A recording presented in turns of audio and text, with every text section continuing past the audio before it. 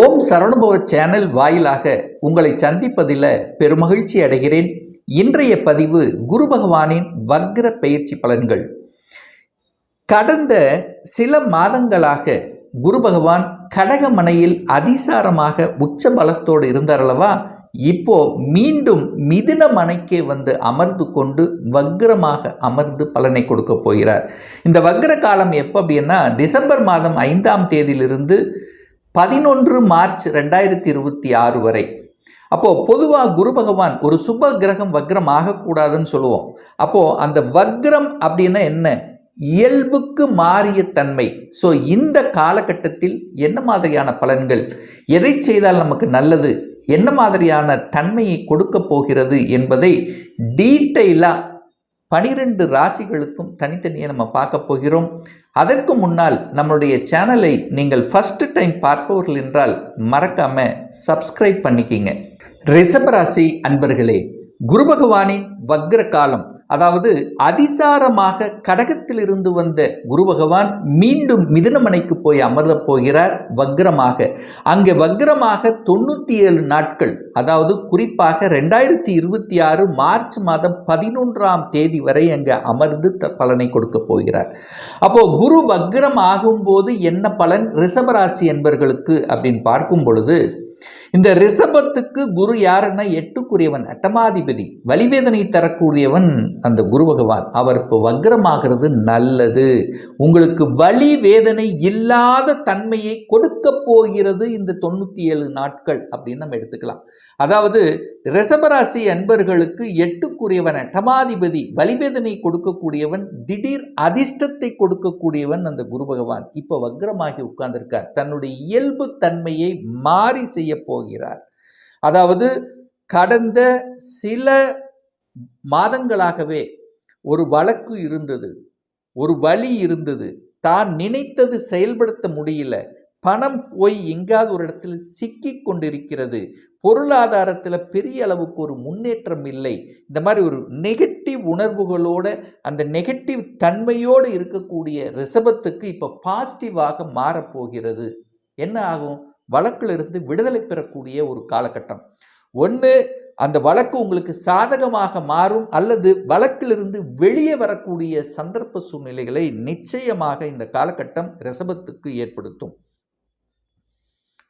Sir, ஒரு 6 மாத காலமாகவே வேலையில் ஒரே வலியாக இருக்குது, ஒரே வேதனையாக இருக்குது, என்னை யாருமே புரிஞ்சிக்க முடியல, என்னுடைய உயரதிகாரிகள் கூட புரிஞ்சிக்க முடியல, எனக்கு வர வேண்டிய ப்ரமோஷன் எனக்கு வரல. அதாவது ஒரு அழுத்தம், ஒரு வலியோடு இருக்கக்கூடிய இந்த ரிஷபத்துக்கு இப்போ அப்படியே தலைகளை திருப்பி விட்டுரும். அதுவே அதிர்ஷ்டமாக உங்களுக்கு மாற்ற போகுதுன்னு அர்த்தம். அந்த வலிகளை நிவர்த்தி செய்ய போகிறது அப்படின்னு அர்த்தம். அப்போ வழிகளிலிருந்து நிவர்த்தி செய்யக்கூடிய ஒரு காலகட்டம். என்ன வழியாக இருக்கட்டும், எதை நினைத்து கொண்டு வருத்தப்பட்டு கொண்டிருக்கிறீர்களோ, பணத்தை இழந்து விட்டேன், அல்லது பணம் ஏதோ ஒரு இடத்துல போய் லாக்காக இருந்தது, அதை மீட்கக்கூடிய தன்மைங்கிறது இந்த காலகட்டம் உண்டு அப்படின்னு சொல்லுவேன். ஏன்னா குருங்கிறது தனக்காரகன், மீண்டும் 2ஆம் இடத்துல வர்றார், வக்ர நிலையில் அடைகிறார். அப்போ இழந்ததை மீட்டு கொடுக்கக்கூடிய ஒரு காலகட்டமாக இந்த ரிஷபத்துக்கு நிச்சயமாக அமையும்.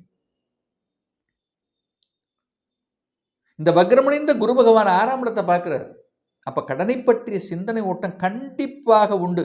ஒன்று, கடனை ரொம்ப கடன் இருக்குன்னா கடனை அடைச்சிருவீங்க. முதல்ல கடனை அடைத்து விட்டு மற்ற வேலையை பார்க்கலாம் அப்படிங்கிற எண்ணங்கள், தாட் ப்ராசஸ் அதிகமாக ஏற்படுத்தும். அப்போ கடனிலிருந்து மீளக்கூடிய தன்மை, கடனை கட்டிவிடலாம் என்று தன்னம்பிக்கை கொடுக்கக்கூடிய தன்மை, எதிர்ப்பு பகை இருந்தவர்கள் அவர்கள் உங்களை விட்டு விலகி ஓடக்கூடிய தன்மை, அல்லது நீங்கள் அங்கே விட்டு விலகி செல்லக்கூடிய வாய்ப்புகள், சந்தர்ப்பங்கள். அப்போ அந்த எதிர்ப்புகளிலிருந்து விலகக்கூடிய சந்தர்ப்ப சூழ்நிலைகளை இந்த 97 நாட்களில் நிச்சயமாக ரிஷபத்துக்கு உருவாக்கும். அடுத்து பார்த்தீங்கன்னா, நிறைய ரிஷபராசி என்பவர்களுக்கு ஹெல்த் சார்ந்த விஷயத்தில் ஏதாவது ஒரு தொந்தரவை இருக்கக்கூடிய ரிஷபத்துக்கு, ஒன்று வயிற்று பிரச்சனை, ஸ்டொமக் பிரச்சனை, அடிவயிறு பிரச்சனை, ஜீரண சம்பந்த பிரச்சனை, தைராய்டு பிரச்சனை, அதாவது அந்த ஹெல்த் விஷயத்தில் ஏதாவது ஒரு குறைபாடுகள் கொடுத்து கொண்டிருந்தது. ஹெல்த் சரியாக மாட்டேங்குது, நிறைய டாக்டரை பார்த்தாச்சு, ஸோ என்ன செய்யறதுன்னு தெரியல அப்படின்னு வருத்தி கொண்டிருக்கக்கூடிய ரிஷபத்துக்கு இப்போ சொல்யூஷன் கிடைக்கும்.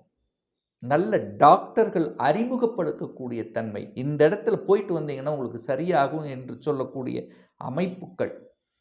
ஸோ ஹெல்த்து கேர் எடுக்கக்கூடிய, அந்த ஹெல்த்து சம்பந்தப்பட்ட விஷயத்திலிருந்து விடுதலை பெறக்கூடிய இந்த அம்சங்கள் எல்லாம் நிச்சயமாக ரிஷபத்துக்கு உண்டு அப்படின்னு சொல்லுவேன். அடுத்து வேலை. 6ஆம் இடம் என்பது வேலை.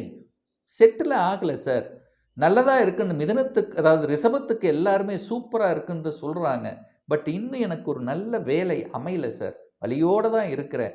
நான் படித்தது ஒன்று, கிடைச்ச வேலை ஒன்று, வேலையில் ஒரு திருப்தி இல்லை, வேலையில் இடைஞ்சல் தருவதற்கு அதிகமாக இருக்குது, சக ஊழியர்களின் ஒத்துழைப்பு இல்லை. இப்படி எல்லாம் இந்த வேலை சார்ந்த விஷயத்தில் ஒரு ஒரு ஒரு குடைச்சல் உங்களுக்கு கொடுத்து கொண்டிருந்த ரிஷபத்துக்கு அது சரி செய்வதற்குண்டான ஒரு பீரியடு தான் இந்த வக்ர காலம் அப்படின்னு சொல்லுவேன். ஏன்னா அதே குரு பகவான் தான் உங்களுக்கு லாபாதிபதி, 11க்குரியவன். அப்போ பிரச்சனைகள் கொடுத்து கொண்டிருந்த விஷயங்களுக்கு இப்ப தீர்வு கிடைக்கக்கூடிய ஒரு காலகட்டமாக இந்த ரிஷபத்துக்கு அமைய போகுதுன்னு சொல்லுவேன். அதிலும் குறிப்பாக நம்ம சொல்ல போனா வேலை விஷயத்துல 10ஆம் இடத்தை குரு பார்க்கிறார். இப்போ அங்க ராகு இருக்கார். நிறைய பேர்த்துக்கு மாற்றங்களை கொடுக்கும் இந்த காலகட்டம். வேலை மாற்றம், உத்தியோக மாற்றம், தொழில் மாற்றம், ஊர் மாற்றம், இடமாற்றம், இந்த மாதிரி எந்த மாற்றம் உங்களுக்கு தேவையோ அந்த தேவைக்கு இப்போ செயல்படுத்தக்கூடிய அல்லது அதுக்குள்ளே என்ட்ரி ஆகக்கூடிய வாய்ப்புகளை உருவாக்கும். வெளிநாட்டு பாக்கியமும் உங்களுக்கு கிடைக்கும்னு சொல்கிறேன். டிராவல் உண்டு. 10ஆம் இடத்தில் ராகு இருக்கார். ராகுவை குரு பார்க்கிறார். அப்போது குருங்கிறது வெளிநாட்டு சம்பந்தப்பட்ட ஒரு கிரகத்தை பார்க்கறதுனால வெளிநாட்டு வாய்ப்புகள் அல்லது வெளி மாநில வாய்ப்புகள் தேடி வரக்கூடிய சந்தர்ப்ப சூழ்நிலைகள் இந்த ரிஷபத்துக்கு நிச்சயமாக உண்டுன்னு சொல்லுவேன். நிறைய பேருக்கு கௌரவ பிரச்சனைகள் கூட கொடுத்துருக்கோம். கௌரவம் இல்லை, நல்ல உழைப்புக்கேற்ற அங்கீகாரம் கிடைக்கல. ஸோ இந்த மாதிரி கஷ்டப்பட்டு கொண்டு இருக்கக்கூடிய ரிஷபத்துக்கு தீர்வு கொடுக்கக்கூடிய ஒரு காலகட்டம் இந்த 97 நாட்கள் அப்படிங்கிறத உறுதியை நம்ம சொல்லலாம். லாபம். இந்த லாபம் அப்படிங்கிற அமைப்பு, சார் நான் தொழில் செய்கிறேன், வேலை செய்கிறேன், உத்தியோகம் செய்கிறேன், வியாபாரம் செய்கிறேன், ஆனால் லாபம் மட்டும் கிடைக்கலையே சார், அந்த உழைப்புக்கு ஏற்ற ஊதியம் கிடைக்கல சார் அப்படின்னு இருக்கக்கூடிய ரிஷபத்துக்கு இந்த காலகட்டம் லாபத்தை கொடுக்கக்கூடிய, மன மகிழ்ச்சி சந்தோஷத்தை கொடுக்கக்கூடிய ஒரு காலகட்டமாக ரிஷபத்துக்கு அமையும்.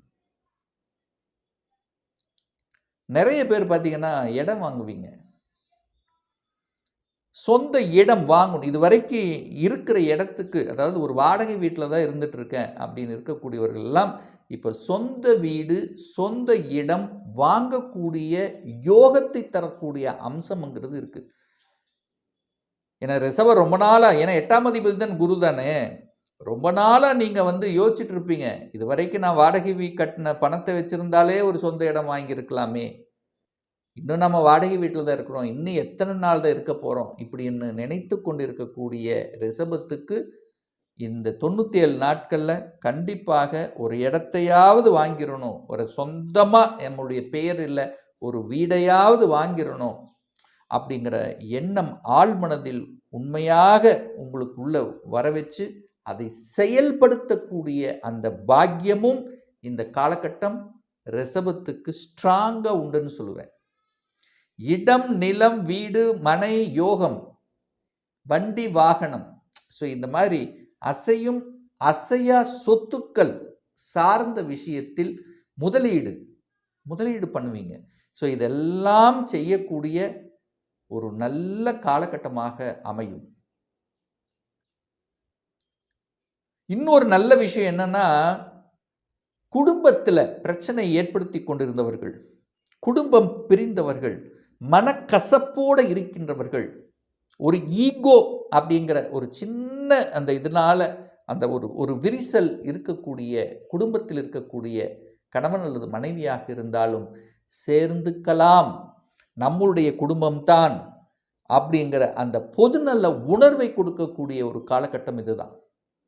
அப்போ குடும்பத்தை அமைத்து கொடுப்பது, குடும்பத்தில் இருக்கக்கூடிய பிரச்சனைகளை தீர்த்து வைப்பது, பணத்தால் ஏற்படுத்தக்கூடிய சிக்கல்கள், பணத்தால் ஏற்படுத்திய சிக்கல்களை களைவது, கொடுத்த பணம் ரிட்டர்ன் வரக்கூடிய பாக்கியங்கள், கொடுத்த வாக்கை காப்பாற்ற முடியலையே என்று இருக்கக்கூடிய ரிஷபத்துக்கு அதை காப்பாற்றக்கூடிய அமைப்புகள், சந்தர்ப்பங்கள், இது எல்லாத்தையும் கொடுக்கக்கூடிய ஒரு நல்ல காலகட்டமாக இந்த வக்ர காலகட்டம் இந்த ரிஷபத்துக்கு அமையும் என்று சொன்னால் அது மிகையாகாது.